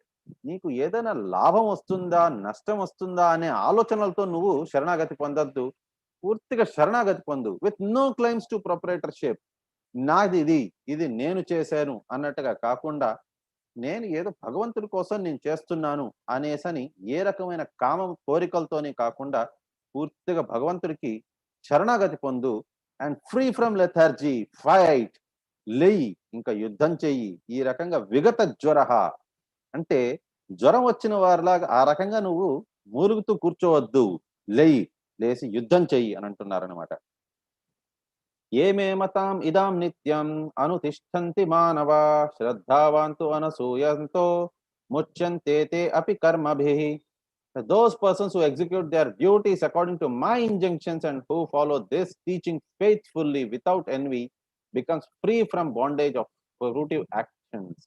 ఎవరైతే భగవంతుడు చెప్పినట్టుగా తన విధియుక్త ధర్మాలంతా కూడా చేస్తూ ఉంటారో అలాంటి వారికి ఏంటి అని అంటే ఈ జన్మ మృత్యు జరా వ్యాధి అనే ఈ చక్రం నుంచి వాళ్ళు విముక్తులవుతారు. ఎందుకు విముక్తులవుతారు? ఎందుకనంటే వారికి నాకు ఇది చేస్తే నాకు ఇది వస్తుంది అనే ఆలోచన నుంచి వారు ముక్తులైపోతారు. కాబట్టి వారికి మళ్ళీ జన్మ తీసుకోవాల్సిన అవసరం లేదు. అంటే దాని అర్థం ఏంటి అని అంటే వారికి మోక్షం వచ్చేస్తుంది అని అర్థం అనమాట. But those who don't, they are ruined. ఎవరైతే ఈ రకంగా కాకుండా నాకు అది కావాలి ఇది కావాలి అని అనుకుంటూ ఉంటారో అలాంటి వాళ్ళు మళ్ళీ మళ్ళీ చక్రంలో తిరుగుతూనే ఉంటారు. దీనికి ఎగ్జాంపుల్ ఏంటి అని అంటే ఒక గాడిదకి కర్ర పెట్టి ముందు ఒక క్యారెట్ వేలాడదీశారనుకోండి, ఆ గాడిద ఏమనుకుంటుందంటే ఇంకొద్దిగా ముందుకు వెళ్ళానంటే నాకు ఆ క్యారెట్ వచ్చేస్తుంది, నేను హ్యాపీగా తినేసి పడుకోవచ్చు అని. ఆ క్యారెట్ వెనకాతల పరిగెత్తూనే ఉంటుంది. ఆ క్యారెట్ ఎప్పటికీ అందదు. ఎంత పరిగెత్తినా సరే కూడా క్యారెట్ అంతే దూరంలోనే ఉంటుంది, ఎంత దగ్గరికి రాదు, ఇంకా దూరం వెళ్ళదనమాట. ప్రతిసారి ఆ గాడిద ఫూల్ అయిపోతూ ఉంటుందన్నమాట, దగ్గరలోనే ఉన్నది క్యారెట్ అని అనుకోని. మనిషి కూడా అంతే. ప్రతి ఒక్కటి కూడా భగవంతుడిని ఎప్పుడైతే మనం భగవంతుడి కోసం అని కాకుండా నేనే చేస్తున్నా నాకు ఇంకా కావాలి అని ఎప్పటిదాకైతే ఆలోచిస్తూ ఉంటారో అప్పటిదాకా మనిషి పరిగెత్తూనే ఉంటాడు ఆ గాడిదలాగా. కానీ ఎప్పటికీ సంతోషం అనేది రాదు. నిజం చెప్పాలంటే చెప్పండి, ఇవాళ కాలంలోని వరల్డ్ నెంబర్ 1 రిచెస్ట్ పర్సన్ లేకపోతే వరల్డ్ నెంబర్ 2 ఎవరైనా సరే కూడా మనకి తీసుకోండి, వాళ్ళు సంతోషంగా ఉన్నారా? లేరు. ఇప్పుడు జెఫ్ బెజోస్ అతను సంతోషంగా ఉన్నాడు అని అనుకుంటే కాదు, అతను సంతోషంగా లేడు. అతను విడాకులు ఇచ్చేసాడు తన భార్యకి. తన భార్య కూడా ఇప్పుడు 15వ రిచెస్ట్ 15వ రిచెస్ట్ పర్సన్ అన్నమాట. ఆవిడ కూడా ఇంకా ఉంటే బాగున్ను అనే ఆశతోనే ఉన్నారు. పోనీ మనం ఇతను మనకి మిగతా ఎవరిని తీసుకున్నా సరే కూడా ఎవరు రిచెస్ట్ పీపుల్ వాళ్ళు సంతోషంగా ఉన్నారా అని అంటే ఎవరు సంతోషంగా లేరు. వాళ్ళేంటి అనంటే ఇంకా ఇంకా నాకు కావాలి. ఇంకా నంబర్ 1 అయిపోవాలి. నేను నంబర్ 1 ఉన్నారు అనంటే ఎంతకాలం ఉంటాను నేను ఇంకా నంబర్ 1. నేను ఇంకా ఎక్కువ కాలం దాకా ఉండాలి అనే ఆశతోనే ఉంటారనమాట ప్రతి ఒక్కళ్ళు. కానీ వాళ్ళకి సంతోషం అనేది ఎప్పటికీ రాదు. There are principles to regulate attachment and aversion pertaining to the senses and their objects. One should not come under the control of such attachment and aversion because they are stumbling blocks on the path of self-realization. ప్రతి ఒక్కరికి కూడా వారి ఇంద్రియ తృప్తి, ఇంద్రియ భోగం అనే దాని నుంచి వారు బయటికి పడాలి. ఇంద్రియ నిగ్రహణ అనేది ప్రతి ఒక్కరు నేర్చుకోవాలి. ఎందుకు అనంటే ఇంద్రియ భోగం అనే ఆలోచన వచ్చింది అనంటే వారికి భక్తియుక్త సేవలోని వారికి అక్కడతోని ఫుల్ స్టాప్ అయిపోయినట్టుగా. ఎంత గొప్ప భక్తులైనా సరే కూడా ఇంద్రియ భోగం అనేది వాళ్ళ ముందు వచ్చింది అనంటే వారి భక్తి అక్కడికక్కడే ఫుల్ స్టాప్ అయిపోయినట్టుగా, బ్రేక్స్ వచ్చేసినట్టుగా అనమాట. దాని నుంచి వారు ముందుకెళ్ళలేరు. ఇంద్రియ భోగం నుంచి వారు విముక్తులు కావాలి. కాబట్టి Arjuna said, "O descendant of Vrishni, by what is one impelled to do sinful acts even unwillingly?" సరే కృష్ణ, ఓ విష్ణు వంశీయుడా, ఈ రకంగా మరి నాకు ఒకటి చెప్పండి. మరి కొంతసార్లు మనం బలాద్ అంటే తెలియకుండానే కొంతమంది అంటే వారు పాపపూరితమైన జీవితాలు వారికి తప్పకుండా కొన్నిసార్లు అయిపోతూ ఉంటుంది. వారు ఆ జీవితంలో పడిపోతూ ఉంటారు. మరి వాళ్ళ పరిస్థితి ఏంటి అనేసని అర్జునుడు అడుగుతున్నారు కృష్ణుడిని. దానికి కృష్ణుడు చెప్తున్నానమాట. శ్రీ భగవానువాచ కామేశ క్రోధేశ రజోగుణ సముద్భవ మహాసనో మహాపాపమా విద్ధి ఏనాం ఇహ వైరిరామ్. అంటే the supreme personality of God head said it is lust only. కామం మాత్రమే అర్జున ఇది ఏదైతే మెటీరియల్ మోడ్స్ ఆఫ్ ప్యాషన్ అంటే రజోగుణంలో ఉండేటప్పుడు కామం అనేది వచ్చింది అని అంటే అది కామం అంటే ది ప్రేమ అనేది భగవంతుడి పట్ల ప్రేమ అనేది ఏమవుతుందంటే రజోగుణంలో ఉండేటప్పుడు మనిషి అది కామము కిందకి మారిపోతుంది అనమాట. ఇంకా కావాలి, నాకు ఇంకా కావాలి, ఇంకా కావాలి అనే కోరికతోని వారు కట్టుబడిపోయి ఉంటాడనమాట. ఆ కామం వల్ల ఏమవుతుంది అని అంటే ఆ మనిషి అధోగతికి పాలైపోతాడు. ఆ కామం అనేదే గాని తమో గుణంలోకి వచ్చేదంటే మనిషి దాన్ని గొడవలోనే అది సృష్టించబడుతుంది అనమాట. అది ఆ కామం ఇంకా కోరిక అనేది ఎక్కువ ఎక్కువ ఇంకా కావాలి, ఇంకా కావాలనేది అది కొట్లాట్లకి వాటన్నిటికీ కూడా దారి తీస్తుంది అది అనేసి అని చెప్తున్నాను అనమాట. కాబట్టి కామంని, కోరికల్ని వాటన్నిటిని ముందు నుంచే మనం కట్ చేసేయాలి. అది అన్నిటికంటే పెద్ద శత్రువు మనకి అనేసి అని చెప్తున్నారనమాట. అది దానికి ఎగ్జాంపుల్స్ తో పాటు ఇచ్చి చెప్తున్నారనమాట. అనిచ్ఛాద్ బలాద్ అనే దాని గురించి చెప్తున్నారనమాట. మనకి ధ్రువేణ వ్రియతే వహ్నీర్ అంటే ఏంటి అని అంటే అగ్ని ఏ రకంగా అయితే అగ్ని చుట్టూరా పొగ వచ్చి ఆ పొగ అగ్నిని కమ్మిచ్చేస్తుంది అనమాట పూర్తిగా. కాకపోతే కొద్దిగా మనకి అగ్ని కనిపిస్తూ ఉంటుంది అనమాట. దాన్ని ధూమేన వ్రియతే వహ్నీర్ అంటున్నారనమాట. అంటే ఇది మనిషి జన్మతోని మనం కంపేర్ చేయొచ్చు. మనిషి జన్మలోని ఏంటి అని అంటే కామం అనేది ఏంటి అని అంటే మనకి కోరికలు అనేది అక్కడ కొద్దిగైనా సరే కూడా మనకి కనిపిస్తుంది అనమాట. మనకి భక్తియుక్త సేవ అనేది కొద్దిగా మనకు కనిపిస్తుంది. కానీ కామం అనేది మాక్సిమం పొగలాగా కామము, అగ్ని అనేది భక్తియుక్త సేవ. కొద్దిగా భక్తియుక్త సేవ అనేది ఉంటుంది. కానీ ఎక్కువ మటుకు కామం అనేది ఉంటుందన్నమాట. దానివల్ల ఏమవుతుందనంటే వారికి కొద్దిగా ఛాన్స్ ఉన్నది వారికి ఆ పొగనంతా తీసేసి బాగా అగ్ని విజృంభణ చేయడానికి కోసం అనేసి. అంటే భక్తియుక్త సేవని బాగా పెంపొందించుకునే దానికి మనిషి జన్మలోని వారికి ఛాన్స్ ఉన్నది. కానీ యథాదర్శో మలేనచ అంటే ఇదేంటి అని అంటే అద్దంకి ఏ రకంగా అయితే దుమ్ము కమ్మి వేస్తుందో దానివల్ల ఏంటి అని అంటే కొద్దిగా కూడా అద్దం కనిపించదు అనమాట. కానీ స్టిల్ లోపల అద్దం ఉన్నది అనే విషయం మనకు తెలుసు కానీ ఆ దుమ్ము మొత్తం అంతా దాన్ని కమ్మి వేస్తుంది అనమాట. ఇది దేంతో కంపేర్ చేశారు అని అంటే జంతువులు, జీవ జంతువుల్లోని ఏమవుతుంది అని అంటే ఈ రకంగా దుమ్ము కమ్మి వేసినట్టుగా అద్దానికి ఈ రకంగా వారికి మొత్తం అంతా కూడా కవర్ అయిపోయి ఉంటుంది అనమాట. సో నెక్స్ట్ ఏంటి అని అంటే శిశువు యథోల్బేనావృతో గర్భాస్ తథా తేనేదం ఆవృతం అంటే మనిషి ఏ రకంగా అయితే గర్భంలోని తల్లి గర్భంలోని శిశువు జన్మ ఇస్తాడో అతనికి ఏంటి అని అంటే పూర్తిగా మాయ కమ్మేసి ఉంటుంది అనమాట. బయట ప్రపంచం ఏంటి అనేది కూడా తెలియదు. అసలు బయట వేరే ప్రపంచం ఉన్నదనే విషయం శిశువు గ్రహించలేడనమాట. ఈ రకంగా చెట్లు ఒక వృక్ష జాతిలోని వాటిలో నుండే వారికి ఏంటి అనంటే, ఈ రకంగా వారికి ఏమాత్రం కూడా వారికి భగవంతుడి గురించి తెలుసుకోవాలి అనే విషయాన్ని అస్సలు తెలీదనమాట.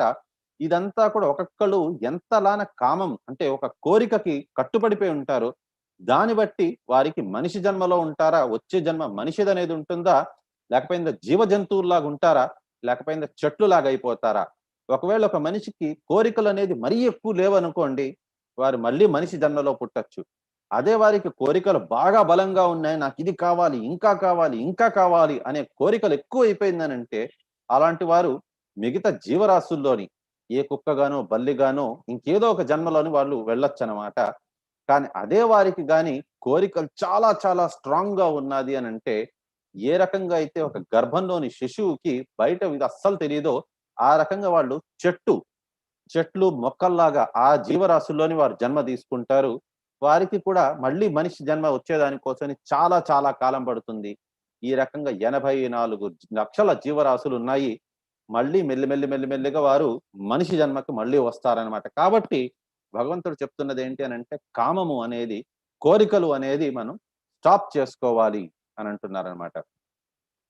మరి కామము అనేది ఎక్కడెక్కడ ఉంటుంది అనంటే, ఇంద్రియాణి మనోబుద్ధిర్ అస్యాధిష్టానాముచ్యతే ఏతైర్విమోహయతేష జ్ఞానం జ్ఞావృత దేహినాం.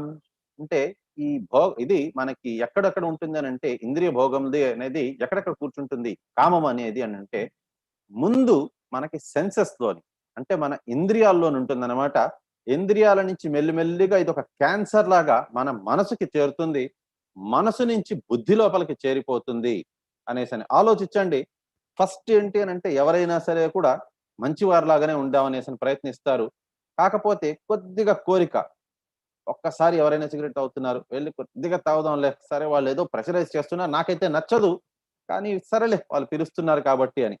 అలాంటప్పుడు ఏమవుతుంది నెక్స్ట్ కొన్నిసార్లు ఆలోచిస్తాం. అరే! మొన్న ఏదో బానే ఉన్నిందది. ఒక్కసారి చేద్దాము అని. దాని తర్వాత వాళ్ళు వెళ్తారు. కొద్దిగా అలవాటు చేసుకుంటారు. దాని తర్వాత ఏమవుతుందనంటే, అది క్యాన్సర్ లాగా ఇంటెలిజెన్స్ అంటే బుద్ధిని కూడా ఆక్రమించేస్తుందనమాట. నెక్స్ట్ టైమ్ ఏంటి అనంటే, ఇంట్లో ఏదో ఒక రకంగా అబద్ధాలు చెప్పి మనం వెళ్ళాలి. ఏం చెప్తే బావుంటుంది అని చెప్పని ప్లాన్స్ యేసుకొని అబద్ధాలు చెప్పి మరీ వెళ్తారనమాట. కాబట్టి ఫస్ట్ వచ్చేదది సెన్సెస్‌ని అటాక్ చేస్తుంది. అంటే ఇంద్రియ భోగములని.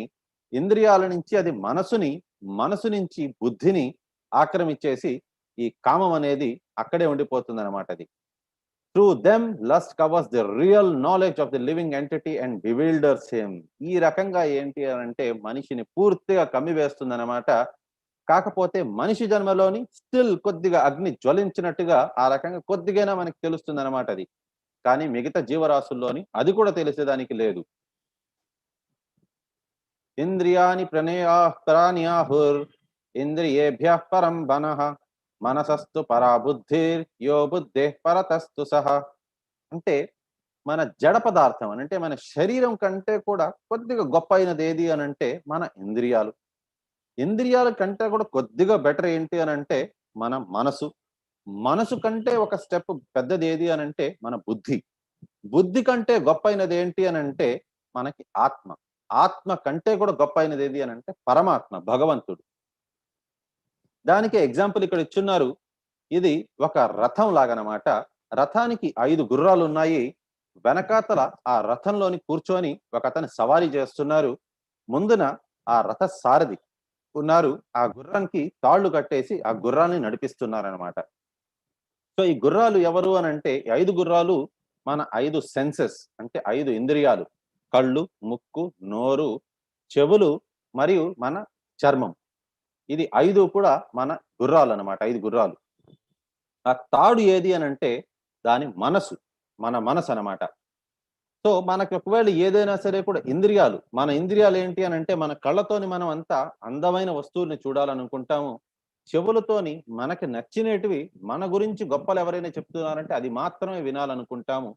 ముక్కుతోని మనం ఏంటి అనంటే మంచి వాటి వాసన చూడాలనుకుంటాము.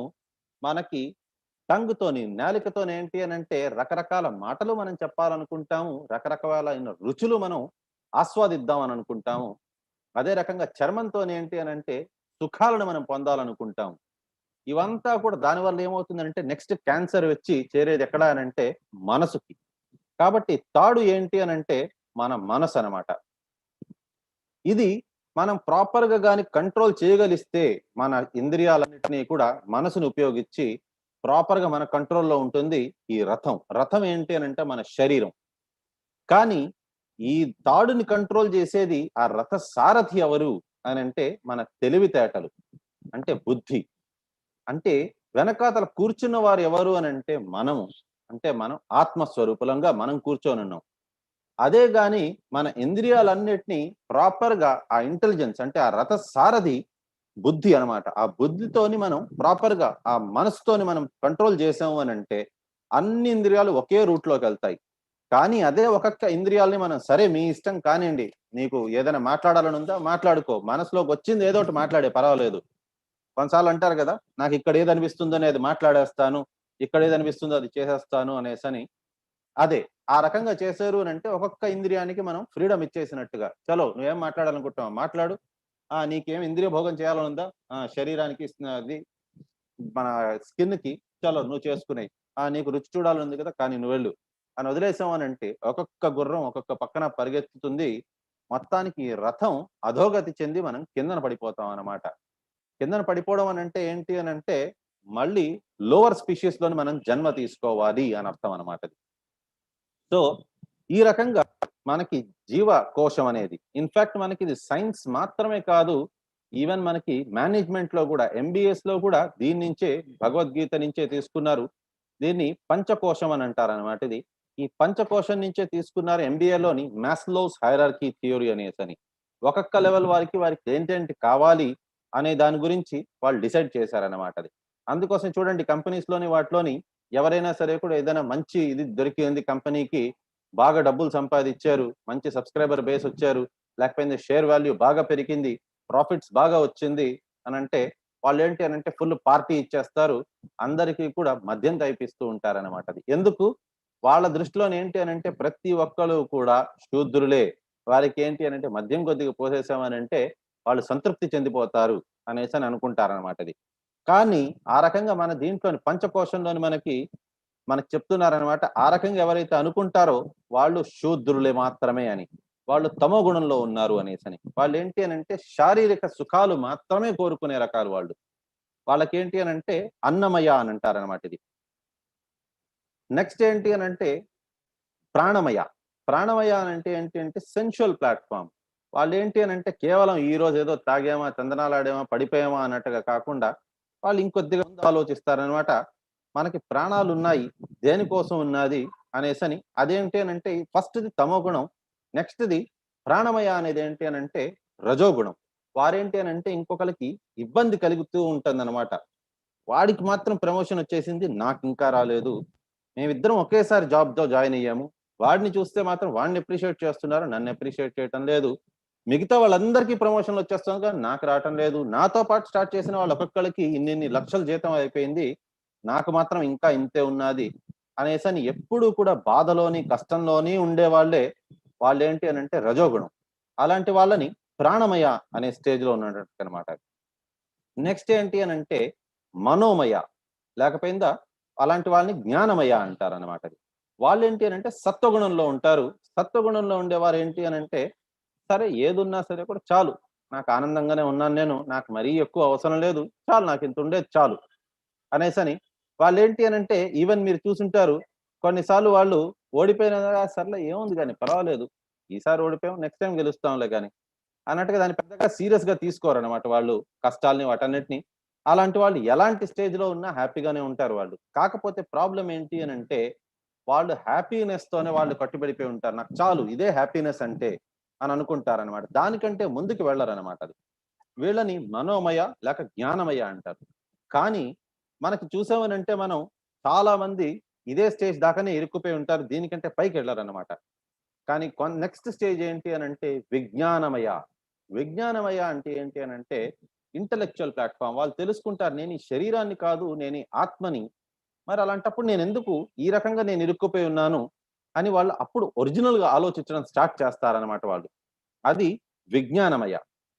నెక్స్ట్ ఏంటి అని అంటే ఆనందమయ, అంటే స్పిరిచువల్ ప్లాట్ఫామ్. వారు భగవంతుడి సంతృప్తి కోసం అనేసి వాళ్ళు ఏదైనా సరే కూడా వాళ్ళు చేస్తారు. అలాంటి వాళ్ళు సత్ చిత్ ఆనంద అనే ప్లాట్ఫామ్ ని వారు పొందుతారు. ఏవం బుద్ధి పరాబుద్ధ్వా సంస్థాభ్య ఆత్మనా జాహి శత్రున్ మహాబాహో కామరూపాం దురాశరాం. అంటే thus knowing oneself to be transcendental to the material senses, mind and intelligence. Oh mighty armed Arjuna, one should steady the mind by deliberate spiritual intelligence and Krishna consciousness, and thus by spiritual strength conquer this insatiable enemy known as lust. కాబట్టి ఎవరికైనా సరే కూడా వారి మనసుని వాళ్ళు వారి ఆధీనంలో పెట్టుకోవాలి అని అంటే వారు ఖచ్చితంగా భక్తియుక్త సేవ అనేది వారు చెయ్యాలి. ఈ భక్తియుక్త సేవ బట్టే వారికి ఏంటి అంటే వారి కామాన్ని వారు నియంత్రించుకోగలరు అనేసి అని చెప్తున్నారు. ఖచ్చితంగా కామాన్ని అయితే వాళ్ళు ప్రతి ఒక్కరూ నియంత్రించుకోవాల్సిందే. ఆ కామాన్ని ఏ రకంగా నియంత్రించుకోవచ్చు అని అంటే భక్తియుక్త సేవ ద్వారా మనం ఏంటి అని అంటే భగవంతుని కోసం అనేసి కృష్ణ కాన్షియస్నెస్ అంటే కృష్ణ చైతన్యంలో ఉంటూనే మనం దీన్ని కంట్రోల్ చేయగలము అని అంటున్నారు. మరి ఇంకొకటి కూడా చెప్పారు, యజ్ఞం అనేది మనం చెయ్యాలి అని. యజ్ఞం అంటే ఏంటి అని అంటే కృతయేయధ్యాయతో విష్ణుం త్రేతాయో జగతో మఖై ద్వాపరే పరిచర్యాయ కలౌ తద్ హరికీర్తనాత్ అనేసని శ్రీమద్ భాగవతంలో 2వ క్యాంటోలో 9వ అధ్యాయంలోని 36వ శ్లోకంలో చెప్తున్నారు. అంటే ఒక్కొక్క దీంట్లోని యుగ ధర్మం ఒక్కొక్కటి ఉంటుందన్నమాట. అంటే యజ్ఞం దాని డెఫినేషన్ మారుతూ ఉంటుంది ఒక్క యుగంలోని. కృతయుగంలోని ఏంటి అని అంటే ధ్యాయతో విష్ణు అంటే ధ్యానం చేయాలి. ఎవరికి? శివుడికా లేకపోయిందా బ్రహ్మక? కాదు, విష్ణువుకి. విష్ణువుని ధ్యానం చేయడం అనేది అప్పటి కాలంలోని అది కృతయుగంలోని అప్పటి యుగ ధర్మం అది. కానీ అదే త్రేతాయుగం వచ్చేసరికి యజతోమఖైహి అంటే యజ్ఞం అనేది నెయ్య వాటన్నిటితోని కూడా వారు అగ్నికుండంలోని వారు యజ్ఞం చేసేవారు అనమాట. అది త్రేతాయుగంలోని. కానీ అదే ద్వాపరయుగంకి వచ్చేసరికి దాని డెఫినేషన్ మారిపోయింది. పరిచర్యాయ అంటే విగ్రహ అర్చన, విస్తీర్ణమైన విగ్రహ అర్చన అనేది అది ద్వాపర యుగంలోని అది అప్పటి యుగ ధర్మం అనమాట. కలో తద్ హరికీర్తన కలియుగంలోని కేవలం మనమంతా కూడా మందబుద్ధులం అయిపోయాం కాబట్టి మనకి ఏంటి అంటే కేవలం చాలా సింపుల్ గా ఇచ్చేశారు. హరి తలకు కీర్తన చేస్తే చాలన్నమాట. మనం ఒకవేళ ఇండివిజువల్ గా చేస్తున్నాము, ఒక్కలమే చేస్తున్నాం అంటే దాన్ని జపం అని అంటారు. అదే మనం ఒక గ్రూప్ లో చేస్తున్నాం అంటే దాన్ని సంకీర్తన యజ్ఞం అని అంటారనమాట. అది ఈ రకంగా ఎవరిది చేయాలి అనంటే హరి తలకు కీర్తనలు, దేవాది దేవుడు కృష్ణుడి తలకు కీర్తనలు, విష్ణువు తలకు ఆరాధన కీర్తనలు అవి చేసాము అని అంటే దాన్నే ఈ యుగంలోని యుగ ధర్మం అది. మనకి ఈవెన్ గొప్ప గొప్ప ఆచార్యులంతా కూడా మనకి అన్నమయ్య వారంతా కూడా చెప్పినటిది, లేకపోయిందా గొప్ప గొప్ప వాదిరాజు అలాంటి వారందరూ కూడా మనకి చెప్పింది ఏంటి అని అంటే హరి తలకు కీర్తన పాడండి అనేసని. ఈవెన్ రామదాసు అతను కూడా పాడేవారు, ఎంతో రుచిరా శ్రీరామ నీనామ ఎంతో రుచిరా అనేసని అతను పాడారనమాట. ఈ రకంగా మనం భగవంతుడి నామ స్మరణ చేసుకుంటూ మనం కీర్తనలు చేసుకున్నాము అని అంటే అది మనకి చాలు అనే మధ్యలీల 6వ క్యాంటోలోని 6వ చాప్టర్లోని 242వ శ్లోకంలో చెప్పున్నారు. హర్ నామ హర్ నామ హర్ నామైవ కేవలం కలో నాస్తైవ నాస్తైవ నాస్తైవ గతిరన్యథ అని. కలియుగంలోని మనకి వేరే గతి లేదు, వేరే గతి లేదు, వేరే గతి లేదు 3 సార్లు చెప్పున్నారు. ఖచ్చితంగా మనం హరి తలకు పేరుని హరి తలకు పేరుని హరి తలకు పేరు మాత్రమే మనం జపించాలి అని 3 సార్లు ఏదైనా విషయాన్ని చెప్పారు అని అంటే అది ఫైనల్ అన్నట్టుగా. ఒకసారి చెప్పినప్పుడు మనం వినొచ్చు, వినకుండా కూడా పోవచ్చు. రెండోసారి చెప్పినప్పుడు మనం ఏదో చెప్తున్నారు అనేసి మనం జస్ట్ కాకపోతే పూర్తి అటెన్షన్ తో వినకపోవచ్చు. మూడోసారి చెప్పారు అని అంటే ఖచ్చితంగా అది ఫైనల్ అని అర్థం. అందుకోసం కోర్టులోని కూడా చూడండి ఆర్డర్ ఆర్డర్ ఆర్డర్ అని 3 సార్లు కొడతారు అంటే అది ఫైనల్ అనేసి అని అర్థం అనమాట. దాన్ని ఖచ్చితంగా పాటించాలి అనేసని దాని ఉద్దేశం. అది కాకుండా మనకి కలిసంతరణ ఉపనిషత్తులో ఇచ్చున్నారు, హరే కృష్ణ కృష్ణ కృష్ణ హరే హరే హరే రామ రామ రామ హరే హరే ఇది షోడశకం కల్నాంనాం కలి కల్మషనాశనం నాతః పరతరోపాయో సర్వ వేదేషు దృశ్యతే. ఇది కలి సంతరణ ఉపనిషత్తులో చెప్పున్నారు. ఎవరు చెప్పారు అంటే బ్రహ్మ చెప్పారు, నారదుడితో చెప్పారన్నమాట. ఇది హరే కృష్ణ కృష్ణ కృష్ణ హరే హరే హరే రామ రామ రామ హరే హరే ఈ 16 సిలబుల్స్ కలిగిన ఈ నామంని నేను చూశాను. ఇది ఏంటి అంటే మొత్తం కలియుగంలో నుండే దోషాలన్నింటినీ కూడా నాశనం చేసేస్తుంది ఈ మంత్రం చదివితేనే చాలు అనేసని. మంత్ర అంటే మనసుని మనకి విముక్తిని చేస్తుంది అనమాట. కష్టాల నుంచి వాటన్నిటి నుంచి. మనసు మన శత్రువు అనేసి మనం విన్నాం, మనం చదివాం మనం. ఆ శత్రువు నుంచి మనకి కాపాడేలాగా మనకి బయటికి తీసుకొని వస్తుంది మంత్రం. అందులోని అది నేను చెప్పేదో లేకపోతే ఇస్కాన్ వాళ్ళు చెప్పేదో కాదు, ఇది సాక్షాత్ బ్రహ్మ చెప్తున్నారు నారదుడితోని. ఇది ఈ కలికల్మష నాశనం చేస్తుంది ఇది. నేను మొత్తం నాతః పరతరోపాయో, ఈ ఉపాయం కాకుండా వేరే ఉపాయం నేను సర్వ వేదేషు దృశ్యతే, అన్ని రకాల వేదాలు ఉపనిషత్తులు చదివాను నేను. కానీ అన్నిటికంటే గొప్ప అయిన మార్గం కలియుగంలోని నాకు ఈ హరే కృష్ణ మహామంత్రమే కనిపిస్తోంది. దీనికంటే బెటర్ ఉపాయం నాకైతే కనిపించటం లేదు అని బ్రహ్మ నారదుడితో చెప్పారు. కాబట్టి మీ అందరికీ కూడా సవినయమైన ప్రార్థన ఏంటి అని అంటే, కనీసం 108 సార్లు ఒక రోజుకి హరే కృష్ణ కృష్ణ కృష్ణ హరే హరే, హరే రామ రామ రామ హరే హరే అనే ఈ మహామంత్రాన్ని జపించండి. ఇంకోటి, దీనికి చదివేటప్పుడు మనం నామ అపరాధం అనేది జరగచ్చు. దాన్ని ఆ అపరాధం నుంచి మనకి విముక్తిని చేసేదాని కోసం అనేసని మనం ఇంకొక మంత్రం దాన్ని చదివే ముందు మనం చెప్పచ్చు అనమాట. ఇది కూడా మనకి శ్రీమద్ భాగవతంలోని 11వ అధ్యాయంలోని 11వ క్యాంటోలోని 5వ అధ్యాయంలో 32వ శ్లోకంలో చెప్పున్నారనమాట మనకి. యజ్ఞ సంకీర్తన ప్రాయేర్ యజంతి హిసుమేధసాహ అని. అంటే ఈ రకంగా యజ్ఞం అనేది సంకీర్తన మహాయజ్ఞం చేస్తారు.